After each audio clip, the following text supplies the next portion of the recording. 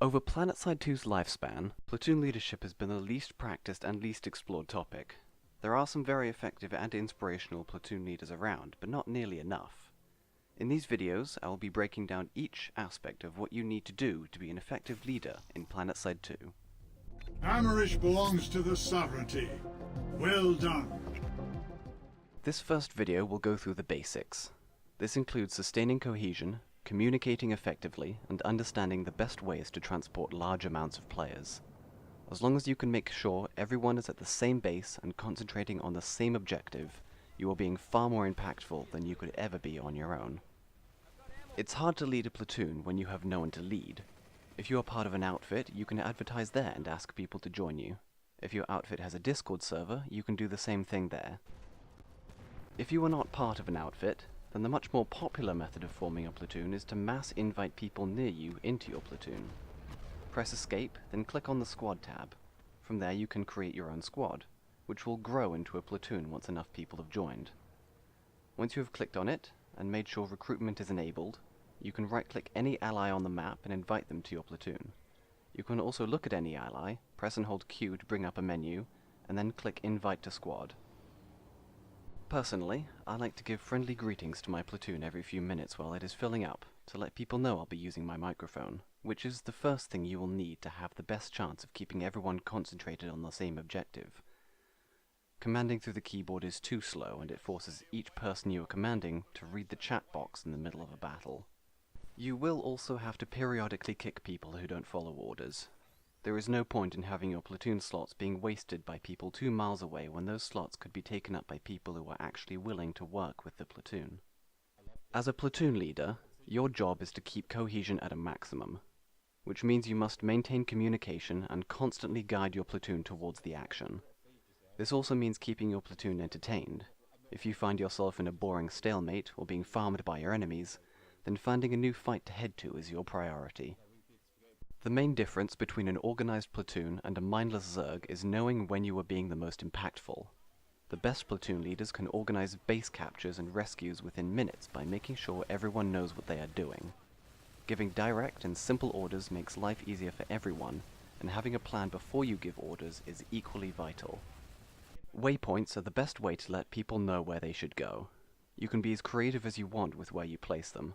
For example, you might want to create a path of waypoints for your platoon to follow to make sure they get to the objective as quickly or as safely as possible. Waypoints are generally used to direct your platoon to a base, or points within bases. As long as you have at least one waypoint up, your platoon will always have an easy to recognize objective.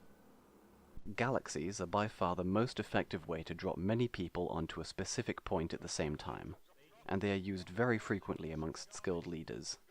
Depending on what situation you are in, there are several ways of approaching your target. Galaxies are usually used from the warp gate, as you tell everyone in your platoon to head there as well. This provides a powerful method of getting large amounts of troops inside enemy territory. I'll go more in depth on this in part 3. Sunderers are the backbone of a fight. The more you can have, the better. It is your job as a platoon leader to make sure there are always Sunderers nearby. If you see one being attacked, ask people to bring more. If your last Sunderer is destroyed, you will almost always need to fall back. Together, Galaxies and Sunderers are the most popular tools for platoons.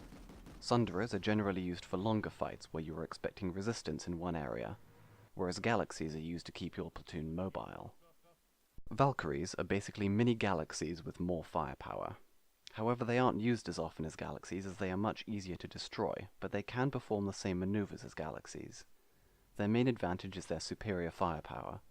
While approaching a point, you might want to ask your Valkyrie pilots and gunners to stay where they are, while everyone else drops onto the point. This would create air superiority and provide a large advantage for you. Just be careful not to fly into each other. Lastly, spawn beacons are the final method of getting where you need to be using the tools available to your platoon. Placing a spawn beacon is easy.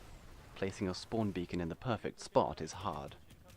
Ideally, you should always be able to find a spot close enough to your objective to allow the people using it to land directly on the point, but far away enough that it doesn't get taken out by a stray EMP grenade or infiltrator. Keep in mind that each squad in your platoon needs a beacon to spawn. Any platoon member can place a beacon for their squad, and constantly reminding everyone to keep their beacons up in a fight is very useful, as it allows direct spawns on capture points or hard-to-reach areas like rooftops. If you are uncertain about what decisions to make, ask the people in your platoon. The PlanetSide 2 community is one of the most friendly out there, and I guarantee that almost everyone will be helpful. Another way to learn is to join another platoon.